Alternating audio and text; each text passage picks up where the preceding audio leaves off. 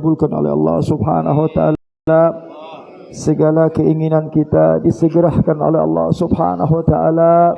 Mudah-mudahan Allah panjangkan umur kita dalam keadaan sehat walafiat, dijauhkan dari segala penyakit, dijauhkan daripada fitnah, dijauhkan dari mara bahaya, dan mudah-mudahan Allah berkahi kita di bulan Sya'ban, di awal-awal bulan Sya'ban. Mudah-mudahan Allah berikan kita panjang umur, sehat walafiat, sehingga kita bisa bertemu dengan bulan suci Ramadan bijai habibina Muhammad, dengan berkat Sayyidina Muhammad. Allahumma salli ala Sayyidina Muhammad. Mudah-mudahan Allah jadikan kita hamba-hamba yang istiqamah. Amin ya rabbal alamin. Alhamdulillah, salatu wassalamu ala Rasulillah Sayyidina Muhammad ibn Abdullah wa ala alihi wa sahbihi wa mawalah. La hawla wa la quwata illa billah.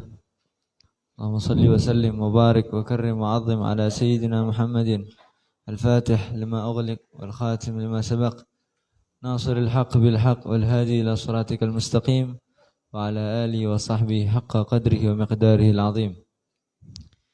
Melanjutkan daripada kitab Bidayatul Hidayah karangan daripada Imam Al-Ghazali sampai kepada bab masuk ke dalam kamar mandi. Bagaimana cara-cara Rasulullah sallallahu alaihi wasallam ketika memasuki daripada kamar mandi? Di sini akan dijelaskan. Fa idza qasadta baital ma' liqada'il hajah. Jika kamu ingin membuang kotoran, baik itu pun buang air kecil atau buang air besar, faqaddimid dukhul, maka ketika antum masuk ke dalam kamar mandi itu dahulukan kaki kiri dulu ketika masuk, karena kamar mandi itu bait syaitan, kamar mandi itu rumahnya syaitan. Maka dianjurkan ketika kita memasuki tempat yang lebih buruk itu menggunakan kaki kiri. Wa fil khuruj, dan ketika keluar dari kamar mandi dahulukan kaki kanan. Wala tastashib syai'an alaihi ismullahi tabaraka wa ta'ala wasma rasulihi wa ma asbah dzalik. Dan hendaklah tidak membawa ke dalam kamar mandi tersebut apa? Ismullah, nama Allah. Baik bahasa Arab ataupun bahasa Indonesia. Kalau ada nama Allah, jangan dibawa ke dalam kamar mandi, haram hukumnya, enggak adab sama Allah. Wasma rasulihi, nama Rasulullah juga. Terkadang dari kita banyak yang bilang, Habib, sunnah pakai cincin Muhammad Rasulullah, ya kan? Cincin yang ada tulisannya Muhammad Rasulullah. Itu kalau kita yakin kita akan sering teledor bawa itu kamar mandi, bisa-bisa hukumnya haram kita pakai itu, enggak boleh. Karena enggak adab sama nama Allah sama namanya Rasulullah. Mending pakai cincin biasa aja, sama-sama sunnahnya, ya kan? Kemudian atau nama-nama aulia atau dan lain sebagainya, bahasa Arab, apapun yang disiarkan oleh Islam itu nggak boleh masuk ke dalam kamar mandi. Wala tadkhul hasirir ra's, dan hendaklah kalian memasuki kamar mandi itu dalam keadaan kepala yang tertutup. Ya. Jadi jangan masuk kamar mandi kepalanya kebuka. Pakai penutup, apapun itu, kain atau apapun itu. Ditutupin. Pakai kofiah atau apa, terserah. Wa yanbaghi, dan dianjurkan an tu'iddan nubula qabla qada'il hajah. Menyiapkan bebatuan kecil sebelum buang air kecil atau buang air besar. Menyiapkan 3 batu kecil. Apa tujuannya? Ya untuk istinja. Karena walaupun ada air, istinja pakai hajar itu tetap sunnah. Jadi al-afdal itu ayyajma' bainahuma. Setelah pakai apa? Pakai batu 3, kemudian diakhiri dengan air. Itu yang afdal. Kalau nggak bisa menyambungkan di antara keduanya, itu lebih baik air. Makanya di sini dianjurkan, siapkan sebelum istinja itu, ini usahakan diamalkan walaupun sekali seumur hidup. Ambil aja nggak apa-apa. Ambil 3 batu, Sekali aja seumur hidup, nggak usah terus-terusan, nggak bakal bisa. Yang penting kita dengar, kita amalin, dah. Wa alla yastanji bil ma fi maudhi'i qada'il hajah. Dan hendaknya tidak beristinja atau bersuci atau membersihkan kotoran di tempat kita membuang kotoran tersebut. Kayak di kloset tuh kan suka ada airnya, ya kan? Jangan di situ. Karena apa? Takut air yang di dalam itu nyiprat lagi keluar. Jadi najis. Ini menghindari daripada najis. Makanya paling banyaknya azab siksa Allah di neraka nanti itu sebab ini. Sebab buang air besar dan buang air kecil. Jadi membersihkannya itu kurang bersih. Akhirnya najisnya masih ada. Ini yang nyebabin sholat kita nggak sah. Ya kan? Wudu nggak bisa wudu. Wudu syaratnya wudu itu harus bebas daripada najis. Kemudian apa? Wa antastabri'a minal baul, dan menghabiskan kotorannya. Diselesain semuanya. Jangan setengah-setengah, semuanya diselesain. Ada beberapa kaifiyah. Kalau orang-orang dulu tuh pakai air hangat. Air hangat itu kalau disiramin ke kemaluan, dia itu akan mengeluarkan sisa-sisa kotoran. Ya. Nah, di sini disebutinnya bitanahnuh. Nah, ini cara kedua. Mendehem. Nah, itu keluar nanti dia. Sisanya itu. Nah, itu yang bahaya. Banyaknya orang masuk neraka ini gara-gara ini. Gara-gara dia nggak ngedehem. Akhirnya ada sisa kotorannya. Ya, hati-hati. Salatan 3 kali. Jadi 3 kali. Mendehem 3 kali. 3 kali. Ya, diamalin walaupun hanya sekali seumur hidup, nggak apa-apa. Yang penting diamalin. Ya. Wa bi imraril yad ala asfalil ghadib. Ini untuk laki-laki. Mendorong dengan tangan dari perbatangan kemaluan itu ke depan. Untuk apa? Sisanya yang ada di kemaluan itu supaya keluar semuanya. Ini emang Islam. Jadi nggak ada kata jijik atau kata jorok di dalam belajar tentang Islam, nggak ada. Ih jijik, ih jorok, nggak ada. Kalau Islam tuh nggak ada gitu-gituan. Yang penting kita selamat sampai surga udah. Ya kan? Wa in kunta fis sahra, dan ketika kamu ada di padang pasir, ini dulu nih orang-orang dulu nih. Fab'ud an a'yunin nadhirin, maka menjauhlah daripada pandangan manusia yang dekat-dekat sama manusia. Wastatir bisyai'in, dan cari penutup. Ini kalau di tempat bebas nih, kita nggak nemuin daripada kamar mandi. Cari penutup, ngejauh dari manusia, cari penutup. Wala takshif aurataka qabla intihai ila maudhi'al julus. Dan gini, kebanyakan dari kita kan ngebuka celana dulu, disemuain, udah dibuka semuanya, duduk langsung, ya kan? Ini bukan dari adabnya Rasulullah SAW. Jadi sunnahnya apa? Sambil OTW mau duduk itu, ya kan? Mau perjalanan mau duduk itu, sambil dikit-dikit diangkat bajunya. Jadi ketika dalam keadaan duduk udah selesai kebuka semua. Jadi bukan buka semuanya langsung gitu kan? Banyak dari kita kan kayak gitu. Jadi nggak kayak gitu caranya. Caranya itu dikit-dikit. Dari kita berdiri itu dikit-dikit ditarik sambil duduk sampai bawah udah kebuka semuanya. Ya? Mafhum ya? Kemudian wala tastaqbilis syams walal qamar wala tastadbirhuma. Dan ini di zaman dulu, kalau sekarang susah. Sekarang kan orang tuh dulu itu hammam itu di luar rumah. Kalau sekarang kan di dalam rumah susah. Jadi kalau dulu itu ya tetap sampai sekarang juga sunnahnya kayak gitu. Cuma sekarang udah susah.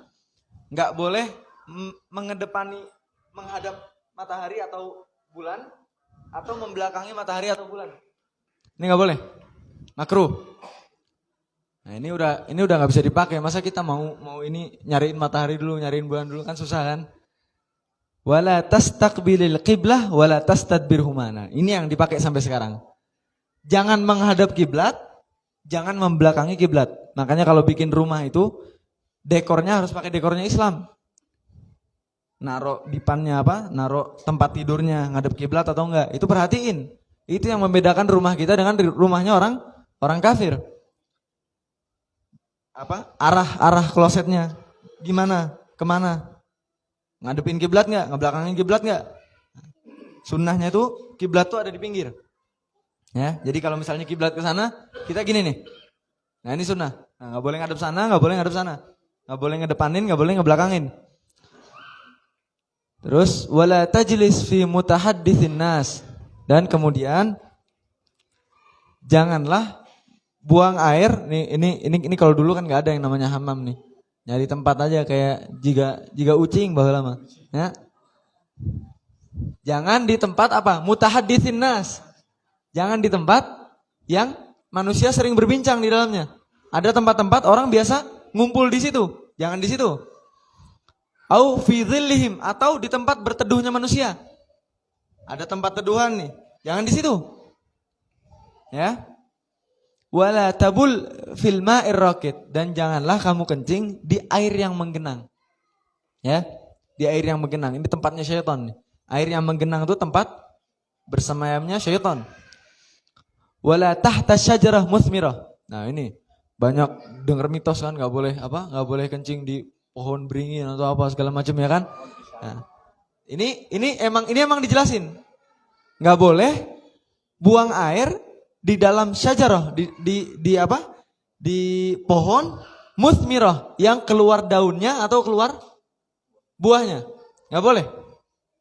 Karena di situ ada syaitan, ada kalangan jin. Jangan mengganggu mereka, ya kan? Kemudian yang terakhir wala fil juhur, dan janganlah buang air di bolongan. Jadi kalau ada bolongan-bolongan yang enggak tahu itu bolongan apa, jangan. Karena itu tempatnya syaitan juga. Di sini Rasulullah tuh ngajarin kita bukan hanya menghargai manusia. Jin juga harus kita hargai. Ya kan? Nah, mungkin di pertemuan kali ini saja yang bisa saya sampaikan. Kurang lebihnya mohon dimaafkan di pertemuan pertemuannya yang akan datang. Larangannya akan dilanjutkan. Ya. Subhanallah. Wala hadratin Nabi sallallahu alaihi wasallam. Fatihah.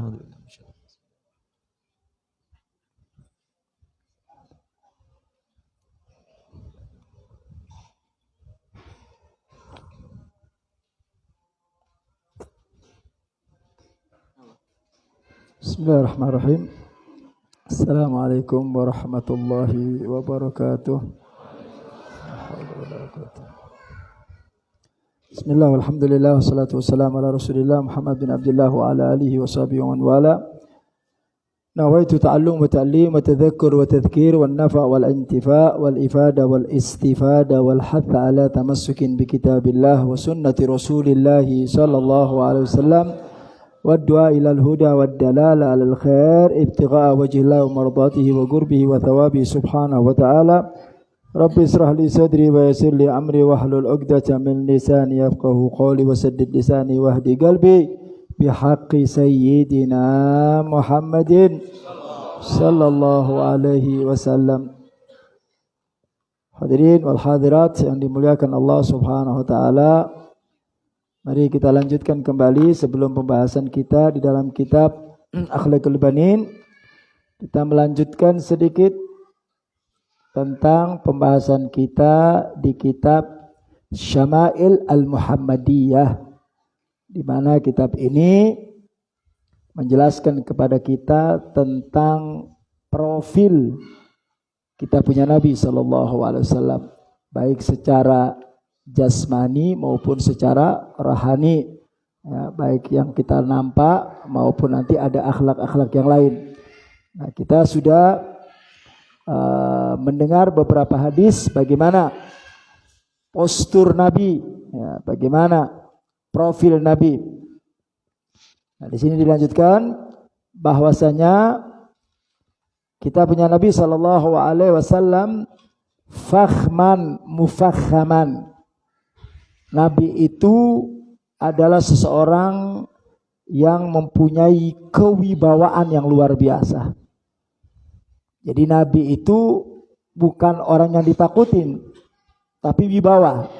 Beda ya, wibawa sama takut. Nah, sehingga para sahabat itu kalau bertemu sama Nabi itu gemetar. Kenapa? Wibawa Nabi. Ya. Bahkan orang-orang kafir yang mau masuk Islam itu ketika berhadapan sama Nabi dengan wibawanya Nabi itu, onte bahasa kita grogi ngadep Nabi itu, wibawa Nabi itu, ya. Tatapan mukanya, ya. Sehingga orang yang menghadap itu grogi ngadep Nabi itu. Kemudian ya tala'la wajhu talalu al-qamaru lailil badr. Di samping Nabi itu seorang yang berwibawa, muka Nabi itu seperti bulan purnama, indah, ya. Itu bahasa pendekatan paham ya. Jadi kalau kita lihat keindahan bulan purnama kan tanggal 15 itu kan indah banget itu ya, kelihatan di langit. Nah, keindahan itu dinisbatkan seperti keindahan muka Nabi sallallahu alaihi wasallam. Dan daripada profil Nabi ya, adalah dalam postur tubuhnya Nabi itu mempunyai tinggi sederhana, ya, mu'tadil. Ya. Tapi yang membuat sebuah keanehan, dan itu adalah bagian daripada mukjizat Nabi, ketika Nabi berjalan dengan orang tinggi, maka Nabi akan lebih tinggi dari orang tersebut satu hasta. Satu nona. Nah, jadi Nabi lebih tinggi. Nah, ketika berjalan dengan orang yang agak pendek, Nabi nggak terlalu tinggi. Nah, bedanya juga tetap satu hasta gini. Ya, artinya Nabi selalu di atas manusia. Ya. Bukan Nabi kayak piran naik turun gitu, bukan ya. Jangan diartikan gitu. Ya, jadi pandangan orang itu pokoknya intinya Nabi teh tidak bisa di bawah seseorang. Nabi selalu di atas. Ya, jadi kalau Nabi jalan sama sahabat yang tinggi besar, maka Nabi lebih tinggi dan lebih kekal. Pokoknya Nabi menang terus pokoknya. Ya, karena memang itu ada mukjizat Nabi. Ya. Nah, ketika Nabi jalan sama orang yang pendek, ya, Nabi tetap di atas, lebih tinggi. Ya. Ya. Jadi itu adalah salah satu pemberian yang Allah berikan kepada baginda Nabi Muhammad SAW. Nah, kemudian juga kemarin kita udah jelaskan tentang rambut Nabi. Rambut Nabi itu naon? Nggak keriting, nggak lurus, ya, ikal, nggak terlalu ngombak, nggak, ya. Nah, kemudian seberapa panjang sih rambut Nabi itu? Dikatakan wa illa fala yujawiz sya'ruhu syahmatun udhunain idza huwa waffar. Ada riwayat Nabi itu rambutnya panjang seukuran telinga. Nah, seukuran telinga. Ini namanya wafra. Seukuran telinga. Ada terkadang rambut Nabi di bawah, terkadang rambut Nabi di bawah ujung telinga. Nah, segini, agak panjangan lagi. Ya, asalnya setelinga, seujung telinga. Dan Nabi juga pernah Nabi juga ala jummati wal wafra, ya, jummah sebahu. Paham ya? Jadi rambut Nabi itu kadang-kadang seukuran telinga atau ujung telinga dan juga satu pundak. Nah, saya nggak tahu yang panjang sekian teh, wallahu alam teh, belum saya ketemukan. Barangkali ada yang pernah baca, ya, kabarin saya barangkali ya. Yang tadi sini ala jummati wal wafra, ya. Jadi paling itu di pundak, ya. Kemudian muka Nabi di sini katakan azharul laun, mukanya itu putih kemerah-merahan. Apel gitu, apel Australia deh. Putih kemerah-merahan, ya. Wasiul jaban, wasiul jabin, apa namanya non itu keningnya ini kening. Nah, jidatnya ini lebar. Nah, jadi keningnya Nabi ini lebar. Nah, afna irnin lahu nurun ya'lu. Hidungnya mancung. Nabi itu. Nah, di dalam hidungnya mancung itu di ujungnya itu nurun ya'lu. Seperti ada cahaya di ujung hidung tersebut. Nah, luar biasa ya. Hidungnya mancung, kemudian di depannya itu ada cahaya ya. Nah, kemudian juga dikatakan wa katha lihyati, pakai janggut nih. Janggut ya. Janggutnya tebal ya. Janggutnya juga tebal ya. Riwayat yang kuat mengatakan bahwa panjangnya itu segini. Nah, sehasta segenggaman tangan gini. Nah, segini tangan. Ya. Saya enggak tahu yang panjang-panjang tinggi sampai 2 meter teh niru saha wallahu alam teh. Nah, yang gini, segini ya. Nah, jadi ukurannya gini. Nah, kemudian apa ya? Sahlul khaddad. Nih, apa namanya nih? Pipinya itu mulus, lembut. Bukan model kayak pipi kita teh kasar semua teh. Ya, mulus. Bapak-bapak tong pegang-pegang teh. Ya, jadi mulus banget, enggak usah pakai naon, enggak usah pakai dikasih bedak, enggak usah pakai dikasih minyak. Memang Nabi SAW adalah manusia yang paling sempurna ya. Nah, kemudian Bali'ul fam mufallajal asnan. Giginya Nabi itu rapi. Tapi mufallijul di sini dikatakan mufallaj asnad. Mufallaj itu agak ada renggang dikit gitu. Agak ada renggang dikit ya, tapi rapi. Ya. Nah, jadi giginya itu rapi tapi berjarak dikit renggang. Saya dengar dari orang-orang tua dulu. Orang kalau punya gigi, tengahnya renggang, kata orang dulu mengatakan habdu zain, nasibnya bagus biasanya. Tapi tong dikorek-korek. Aslinya gitu ya. Karena apa? Karena gigi Nabi itu renggang, semua renggang. Nah, tapi kalau kita dapat tengah yang renggang, biasanya ada anak kecil itu, ya, renggang gitu ya. Saya lihat beberapa orang yang sukses tuh giginya depannya terenggang.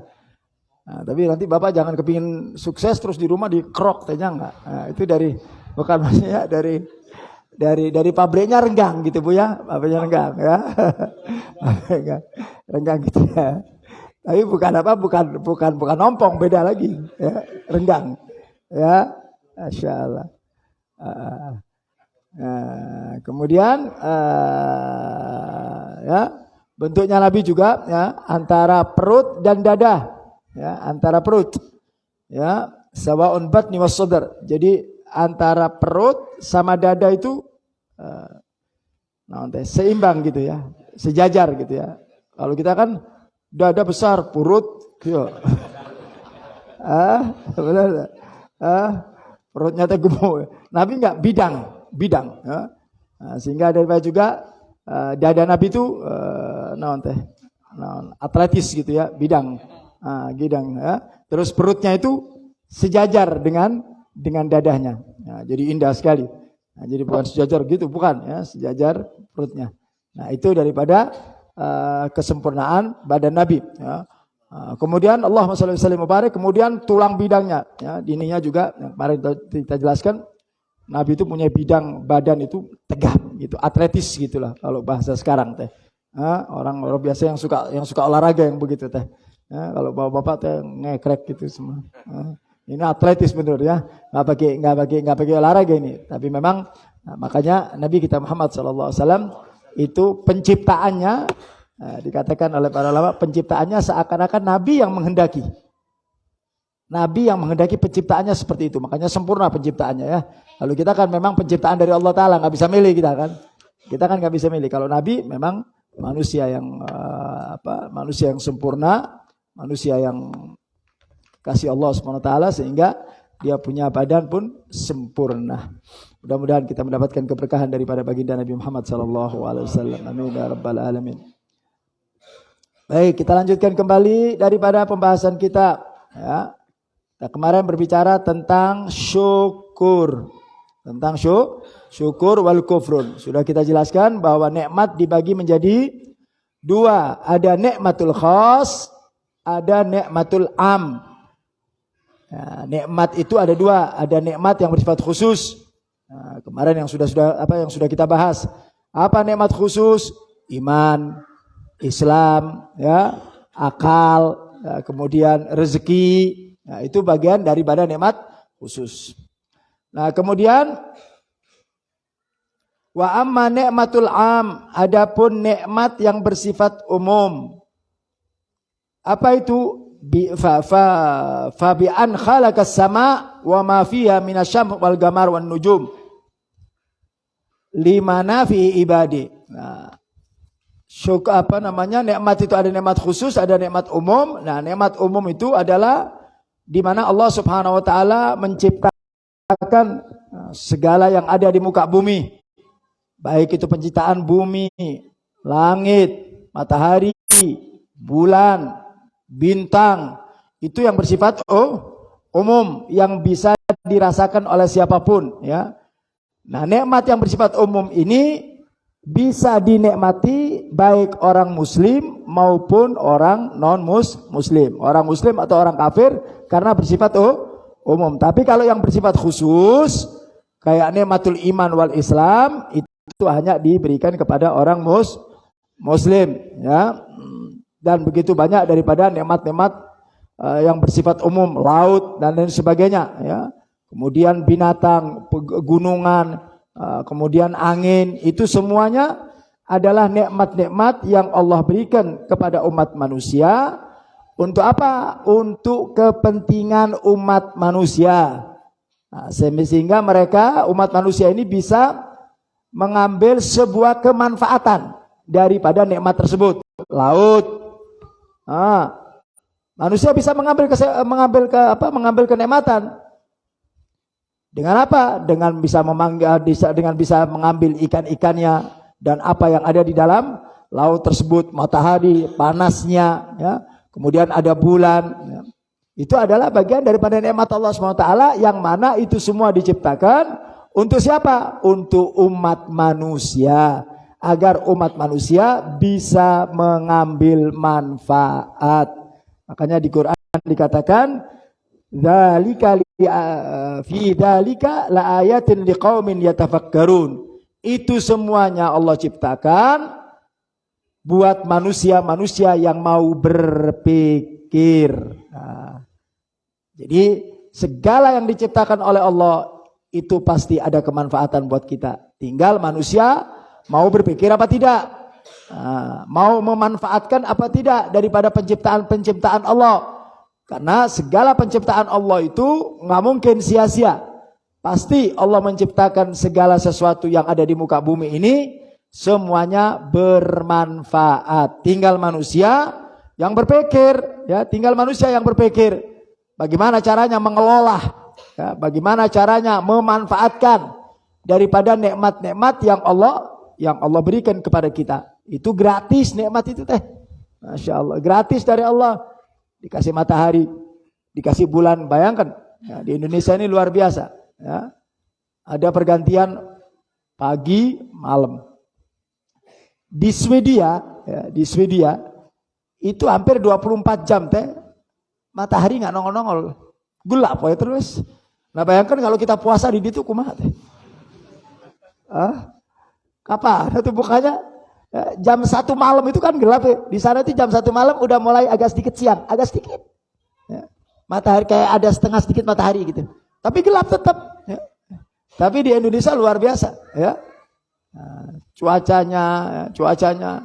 Nah, kalau kita kan cuacanya kan ada panas, ada hujan, ada yang di beberapa daerah itu, beberapa negara yang cuacanya cuma kalau nggak panas dingin dah gitu aja, nggak ada yang tengah-tengah teh. Nah, itu juga bagian-bagian nikmat yang Allah berikan kepada kita. Apa tujuannya dengan nikmat tersebut? Pertama, tujuannya agar kita bisa berpikir, dan kedua agar kita bisa bersyukur atas nikmat Allah. Fayajibu alaika an tashkura rabbaka ala hadhin ni'am. Oleh karena itu kata beliau, hendaklah kalian wajib untuk apa? Bersyukur atas segala nikmat, baik nikmat yang bersifat khusus maupun nikmat yang bersifat umum. Wajib kita bersyukur, ya, karena Allah Ta'ala berikan nikmat ini udah banyak sekali. Makanya di dalam ayat yang lain yang sudah kita sebutkan, fa in ta'uddu ni'matallah wa in ta'uddu ni'matallah la tuhsuha. Kalau kalian mau menghitung nikmat-nikmat Allah, niscaya kalian tidak akan pernah bisa menghitung nikmat Allah. Banyak nikmat Allah ini, nggak bakal bisa. Kalau kalian jadikan itu daun-daun pepohonan, ranting-rantingnya jadi pena, daunnya itu jadi kertas, lautan kalian jadikan tinta untuk menulis daripada nikmat-nikmat Allah, niscaya kalian tidak akan pernah bisa menghitung-hitung nikmat Allah. Memang nikmat Allah ini enggak untuk dihitung, tapi untuk disyukuri. Ya, baik yang bersifat umum maupun yang bersifat khusus. Makanya wajib untuk kita bersyukur kepada Allah Subhanahu wa taala. Kama qala Allah taala fadhkuruni adzkurkum washkuruli wala takfuru. Lihat. Ayat ini sebelum berbicara tentang syukur, Allah udah katakan fadhkuruni. Ingatlah kalian kepadaku. Ingat kalian kepadaku. Berzikirlah kalian kepadaku. Selalu kontaklah kalian kepadaku. Apa janji Allah? Kalau kita selalu mengingat Allah, maka Allah katakan adzkurkum, aku pun ingat kamu. Tuh. Lihat. Jadi kalau kita ingin diingat oleh Allah, ingin diperhatikan oleh Allah, ya, ingin dibantu oleh Allah, ingin ditolong oleh Allah, ingat dulu sama Allah. Syaratnya itu dulu. Ya. Jadi kalau kita selalu ingat sama Allah, ya, selalu kenal sama Allah, ingat dimanapun kita berada, ingat sama Allah. Allah janji, adzkurukum, aku akan ingat dengan kalian semuanya. Nah kalau kita diingat sama Allah Ta'ala, Masya Allah, apa yang kita minta dikasih ke Allah Ta'ala. Kenapa? Allah ingat terus. Nah, mafhum mukhalafahnya, kalau kita ingat Allah, Allah ingat kita. Mafhum mukhalafahnya, makna kebalikannya, kalau kita lupa Allah, Allah pun lupa kita. Jadi hakikatnya yang melupakan Allah teh kita. Yang melupakan Allah ini kita. Karena kita melupakan Allah, jangan salahkan. Nanti Allah juga lupa sama kita. Nah, begitu Allah lupa sama kita, ya udah. Doa nggak didengerin sama Allah. Minta nggak dikasih sama Allah. Nggak kenal, Allah nggak kenal. Allah nggak kenal. Nah, jadi ingat itu mengenalkan kita kepada Allah Subhanahu wa taala. Makanya kalau kita kenal sama Allah, kalau kita ingat sama Allah, Allah jawab, adzkurkum, aku juga ingat kepadamu. Enggak usah khawatir, ya. Jadi kalau kita dimanapun berada, ingat sama Allah, enggak pernah lupa sama Allah, ya. Enggak ada rasa takut, enggak ada rasa gelisah. Sampai pernah diceritakan ada seorang wali besar, orang wali kenal sama Allah, dekat sama Allah. Pernah satu ketika dia berjalan di pematang sawah. Sempit satu jalan orang. Dia sama santrinya. Ketika dia jalan, tiba-tiba di depan ada macan teh, ada singa besar. Udah nggak ada jalan, cuma satu jalan aja. Di depan gitu. Santrinya lihat, wah, ini mau ke kanan nggak ada jalan, mau ke kiri nggak ada jalan, cuma satu jalan saja. Kira-kira kalau kita kumaha teh, balik atau lah? Kalau kita kumaha teh? Balik kabur lagi. Mau santrinya bilang sama gurunya, guru, Syekh, ada singa itu. Ya, kita mundur aja. Kata gurunya, enggak, kita mau jalan. Kita mau jalan ini, enggak ada jalan lain. Ya. Ada singa ini, kita nanti diterkam. Apa kata gurunya? Singa ini bagian daripada makhluk. Semua makhluk di muka bumi ini ciptaan siapa? Allah. Singa itu jadi galak karena Allah yang bikin galak. Bener. Yang bikin singa galak siapa? Allah. Kalau Allah mengatakan, singa, kamu mulai sekarang teh kayak tikus, bisa enggak? Bisa. Ya, yang gerakan siapa? Allah. Singa itu jadi galak, macan itu jadi galak, itu yang galak kan Allah. Nah, kalau seseorang takut kepada Allah, maka Allah akan lindungi orang tersebut. Yang galak, jadi nggak galak. Itu kebesaran Allah. Ini yang dikatakan kalau kita ingat sama Allah. Saya kasih contoh lagi. Api itu tugasnya naon? Ngebakar, kan begitu? Nah, orang kalau dimasukkan ke api pasti dibakar, kan begitu? Logikanya begitu. Tapi api itu bisa membakar kalau Allah yang menakdirkan dia bisa ngebakar. Kalau Allah bilang nggak ngebakar, maka dia tidak berfungsi. Jadi hakikatnya semua makhluk ini yang gerakkan siapa? Allah. Makanya kalau kita kenal sama Allah, kita doa. Begitu ada macan, ada singa berdoa, ya Allah, singa teh jadikan singa yang tidak galak. Doa kita didengar sama Allah Ta'ala. Allah bilang, singa. Nah, itu ajangan kiai teh jalan mulus. Macannya teh minggir pelan-pelan. Macannya yang minggir. Coba yang jalan kita. Nah, kalau nggak dijadikan sate marangi. Iyalah. Kenapa? Karena kita nggak ingat Allah. Kita nggak ingat Allah. Kalau kita ingat sama Allah Ta'ala, nggak takut sama makhluk. Karena hakikatnya makhluk ini semua yang gerakan siapa? Allah, ya. Nah, jadi kalau kita ingat Allah, Allah juga ingat kita. Kalau hidup selalu diingat sama Allah, nikmat hidup teh. Ya. Ada Allah teh yang menjadikan hati teh tenang, yang menjadikan hati teh bahagia, ya, yang menjadikan hati teh bisa senang, itu Allah Ta'ala.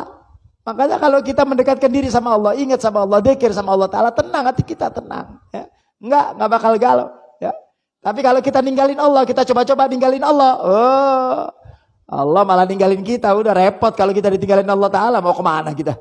Mau minta tolong sama siapa? Mau minta bantuan sareng saha? Ya. Kalau kita ditinggalkan Allah. Kemudian Allah katakan, washkuruli wala takfurun. Hendaklah kalian bersyukur. Kata Allah Ta'ala, wala takfurun. Jangan kamu kufur. Di sini maksudnya bukan kufur akidah, tapi kufur nikmat.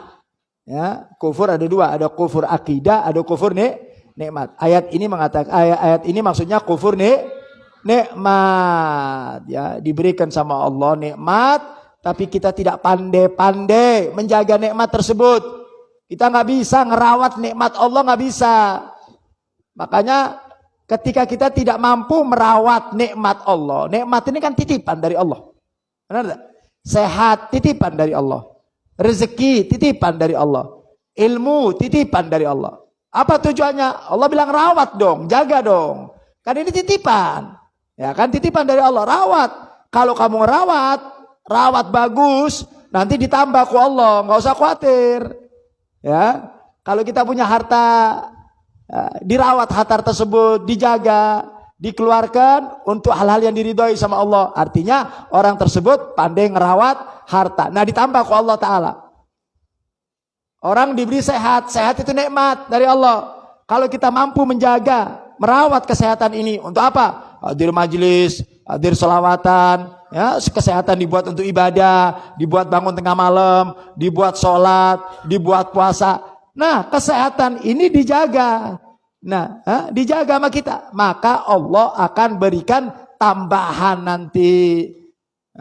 Karena dianggap kita tidak mengkufuri daripada nikmat Allah. Makanya lihat orang-orang dulu teh, ya, mereka itu pandai-pandai bersyukur, diberikan kesehatan oleh Allah Ta'ala, syukur mereka dijaga. Ibadahnya getol, sholat tengah malamnya luar biasa, baca Qur'annya Masya Allah. Akhirnya Allah kasih tambahan, Allah kasih bonus. Apa bonusnya? Umurnya ditambah ku Allah Ta'ala, badannya disehatkan. Umur 100, 90, penyakit ayah. Penyakitnya datang ayah nak. Banyakan kita datang nyata penyakit-penyakit zaman dulu teh ayah, penyakit-penyakit, benar enggak? Zaman dulu nggak ada itu penyakit aneh-aneh. Zaman sekarang corona teh ayah teh zaman dulu teh. Nah, corona teh ya. Nggak ada, zaman dulu nggak ada tuh penyakit-penyakit gitu, jantung, liver, nggak ada zaman dulu. Tak tanyain, kita punya kakek dulu, kenal nggak sama namanya penyakit stroke? Naon teh stroke teh tanya. Padahal kalau kita ngomong, iya beb, makannya mereka, kalau kita lihat makan mereka teh naon? Kalau makan kita kan sok modern, makan kita kan sok modern, sok vitamin. Orang-orang dulu teh makan apa yang ada di sawah itu lah, ya dedaunan, benar tak? Naon teh? Nonton yang di pinggir-pinggir sampe teh makan gitu, tapi subhanallah teh ubi gehu benar tak dimakan sama orang tua dulu. Kenal gak itu yang namanya Kentucky? Kenal gak namanya McDonald? Nggak kenal. McDonald teh ayeuna, benar tak?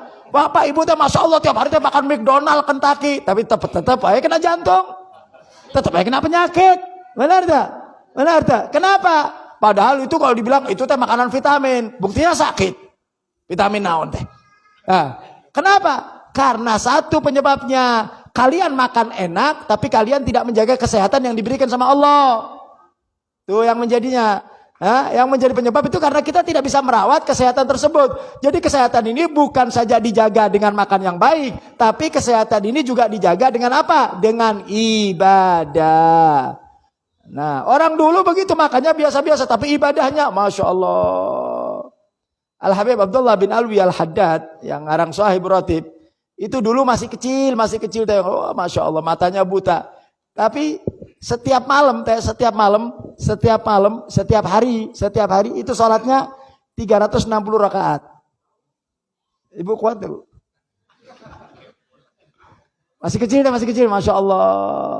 Udah tua-tua baru agak berkurang. Jadi di Tarim itu ada 360 masjid. Jadi dia keliling satu kota itu, setiap masjid 2 rakaat. Nah kali 360 rakaat. Muter lagi jalan bu. Kira-kira kuat gak kita? Modal kita bangun tahajud riuh kita. Benar tak bu?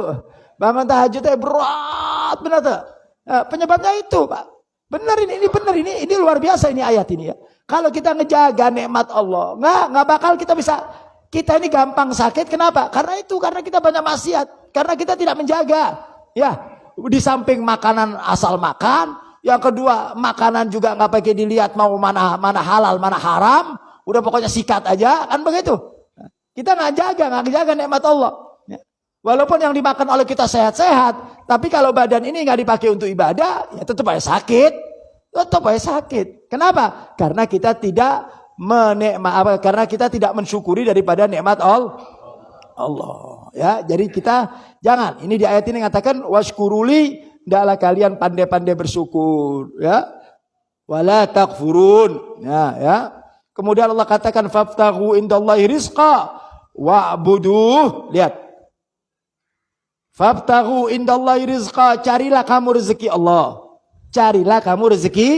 Allah tebar itu rezeki di muka bumi. Nah, setelah kamu dapatkan rezeki, jangan lupa wa'budu, ibadah sing getol. Jangan giliran dapat duit sholatnya acak-acakan.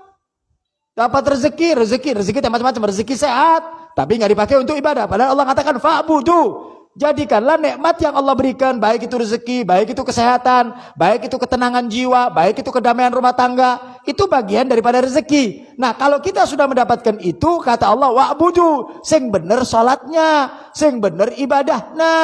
Nah, gitu. Paham tak? Jangan rezeki dimakan, ibadah ogah. Kita ini kadang-kadang dalam hadis Qudsi dikatakan kita ini nggak punya malu sama Allah. Rezeki Allah dilebok, ibadah kagak. Benar tak? Kurang ajar tak bu? Ibadah rezekinya Allah di muka bumi dilebok kita. Wah, mau dikeruk teh. Benar tak? Rezekinya siapa yang kita makan di muka bumi? Rezekinya Allah. Tapi mana ibadah kita sama Allah Ta'ala? Kan kurang ajar kita.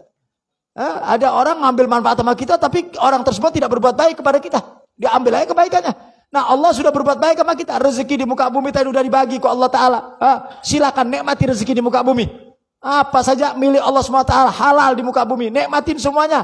Nah, kalau kamu sudah dapatkan rezeki, jangan lupa yang ngasih rezeki ini adalah Allah. Allah nggak minta apa-apa. Allah cuma minta wa'budu. Ya, ibadah ke Allah. Salat sing benar.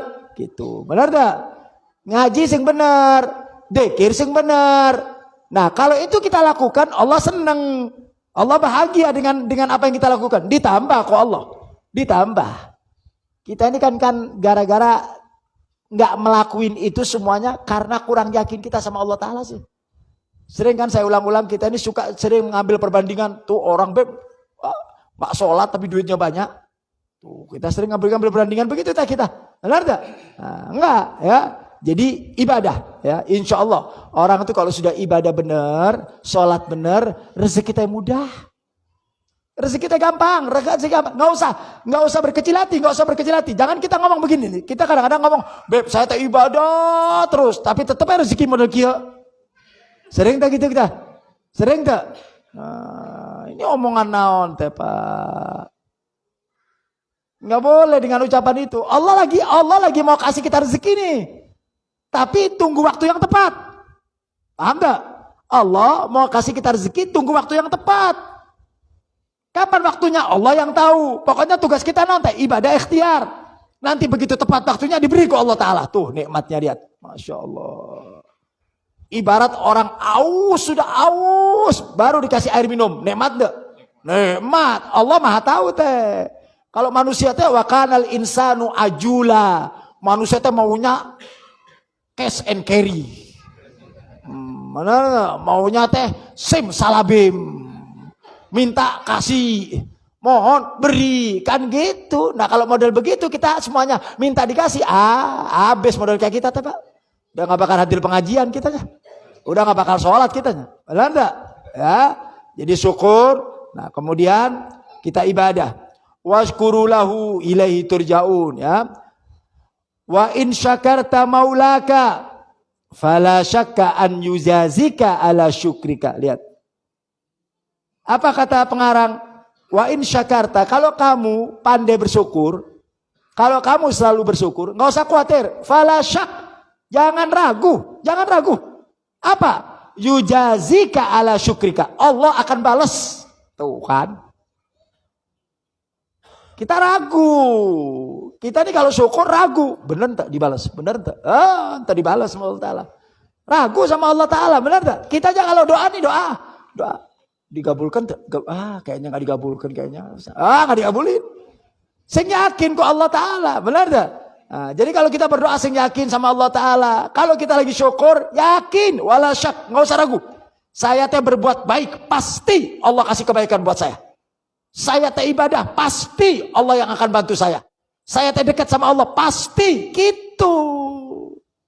Saya yakin, tong ragu-ragu. Nah kalau ragu-ragu ya gitu, dapat enggak, maju mundur, terus gitu. Saya yakin ke Allah Ta'ala. Ya? Nah kalau kita yakin, maka kita akan termotivasi untuk selalu bersyukur sama Allah Ta'ala.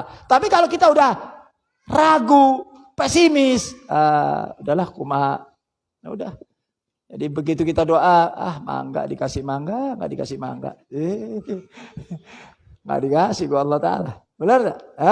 Nah, jadi syukur itu ya, yakin bahwa Allah Subhanahu Wa Ta'ala akan memberikan. Ini kalimat itu Allah katakan di Quran. Allah janji di Quran. Wa sayajziyallahu syakirin. Ini Quran nih Pak. Yakin tak sama Quran? Yakin tak? Manggut-manggut yakin tak sama Quran? Quran dibaca tapi nggak yakin. Ini Allah katakan. Wa sayajziyallahu syakirin. Allah yang bilang. Akan aku balas. Kata Allah. Nggak usah khawatir, nggak usah ragu. Akan aku balas siapa? Orang-orang yang bersyukur atas nikmat Allah. Pasti dibalas ke Allah Ta'ala. Udah. Yakin kita sama Allah Ta'ala teh. Jadi Quran teh bukan saja dibaca. Tapi begitu kita ngerti artinya. Saya yakin sama Allah. Ini firman Allah. Ini kalam Allah. Ini ucapan Allah. Nah kalau kita udah gak yakin sama Allah. Mau yakin sareng saha? Benar tak? Saya yakin sama Allah Ta'ala. Ya. Kalau kita melakukan kebaikan, pasti Allah akan berikan kebaikan. Ya. Makanya orang-orang yang yakin di dalam berdakwah, istiqomah dalam berdakwah, mereka nggak takut. Kenapa? Dia punya Allah kok. Dia punya Allah, yakin. Nah, umat Islam ini sekarang krisis keyakinan. Nah, paham nggak? Kita ini umat Islam krisis keyakinan, ragu. Ya. Sering dimasukin talbisul iblis. Ya, dimasukin sesuatu yang menjadikan kita nggak ragu. Itu iblis yang masukin kita. Apa iya? Apa benar dibantu? Kalau enggak, wah, begitu aja. Jadi kita tanya jawab terus sama Allah Ta'ala teh. Nggak yakin betul sama Allah Ta'ala, ragu. Nah kalau kita udah sama Allah Ta'ala sama ragu, Masya Allah. Kadang-kadang kita ini lebih yakin sama manusia daripada sama Allah Ta'ala. Benar tak? Kita lebih yakin sama manusia. Ya, nggak yakin. Kita yakin yang ngasih rezeki Allah Ta'ala. Begitu kita kerja dipecat sama pimpinan kita. Wah, udah. Stres. Benar tak? Wah, keluarga saya teh makan naon Habib. Masa depan anak saya teh kumaha Habib. Yakinnya sama bos, gak yakin sama Allah Ta'ala. Benar tak? Ente bisa kerja itu karena Allah yang gerakkan. Ente bisa dapat gaji itu karena Allah yang gerakkan. Kalau bukan Allah, ente gak dapat gaji, gak bisa kerja. Ya. Semua itu sumbernya dari Allah. Manusia teh perantara. Manusia teh perantara. Saya duduk di tempat ini nih. Tiba-tiba ada orang ngasih duit sama saya. Ini hakikatnya yang ngasih duitnya Allah. Cuman bukan jatuh dari atas. Kalau jatuh dari atas, Habibnya kabur. Gua bro, kumaha teh. Ya enggak lah. Allah mau ngasih Habib lewat siapa? Lewat perantaranya manusia. Digerakkan hatinya. Tuh datang ke Habib tuh kasih. Tuh misal begitu teh. Siapa yang ngasih? Allah. Nah kita sama orang tersebut terima kasih karena dia perantara. Dia saja perantara. Hakikatnya ngasih siapa? Nah kalau kita udah punya keyakinan yang ngasih segalanya Allah. Mintanya teh ke Allah. Paham deh? Tong minta ke manusia. Tong takut sama manusia. Tong mikirin manusia.